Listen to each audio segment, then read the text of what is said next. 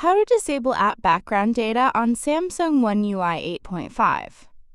If you're noticing that your Samsung phone is using too much mobile data, some apps may be consuming data in the background without you realizing it.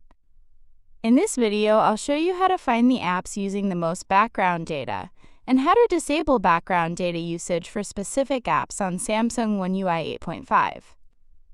Let's get started. First, open the Settings app on your Samsung device. Tap Connections, then select Data Usage. Here, you'll be able to see your mobile data and Wi-Fi data usage. Tap Mobile Data Usage to view a list of apps and how much data each app has used. Look for apps that are consuming a large amount of data in the background.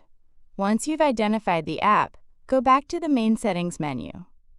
Now, tap Apps. You'll see a list of all installed applications on your device. Select the app for which you want to disable background data usage. After opening the app's settings page, tap Mobile Data. Here, you'll find the Allow Background Data Usage option. Simply turn this toggle off to prevent the app from using mobile data while running in the background. This can help reduce unnecessary data usage, save mobile data, and improve battery life on your Samsung device. That's it.